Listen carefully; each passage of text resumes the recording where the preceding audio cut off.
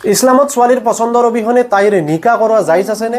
আমাৰ সমাজত বিভিন্ন সময়ত দেখা পোৱা যায়, যদি ল'ৰাজন চাকৰিয়াল হয়, যদি ল'ৰাজন আৰ্থিকভাৱে টনকিয়াল হয়, তেতিয়াহ'লে চিধাই সেই ছোৱালীৰ মাক বাপেকে ল'ৰাজনৰ লগত নিকা কৰাই দিয়ে। ছোৱালীৰ পছন্দ অপছন্দ কোনো কথাই নাথাকে। তো ইছলামত এই বিষয়ে কি কয়?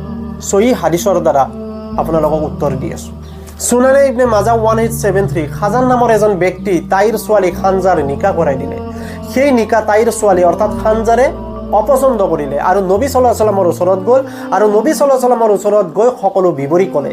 তেতিয়া নবী সাল্লাল্লাহু আলাইহি ওয়াসাল্লামে কি কৰিলে?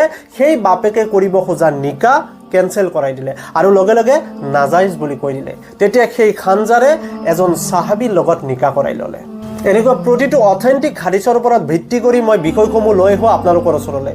জাষ্ট মাত্ৰ আপোনালোকে যদি ফেচবুকত চাই আছে তেতিয়াহ'লে জাকিৰ হুছেইন এই পেজটো আপোনালোকে ফ'ল' কৰি ৰাখিব, আৰু যদি ইনষ্টাত চাই আছে জাকিৰ নাও, তো এইটো আপোনালোকে ফ'ল' কৰি ৰাখিব, যাতে নেক্সট ভিডিঅ'ত পুনৰবাৰ লগ পাওঁ এটা অথেন্টিক বিষয়ৰ ওপৰত। তো আপোনালোকে এইখিনি কাম কৰি থৈ দিব আৰু এই ভিডিঅ'টো যিমান পাৰে আপোনালোকে শ্বেয়াৰ কৰি দিয়ক আপোনালোকৰ বন্ধু বান্ধৱী ভাই ভনীসকললৈ, যাতে সকলোৰে উপকৃত হয়।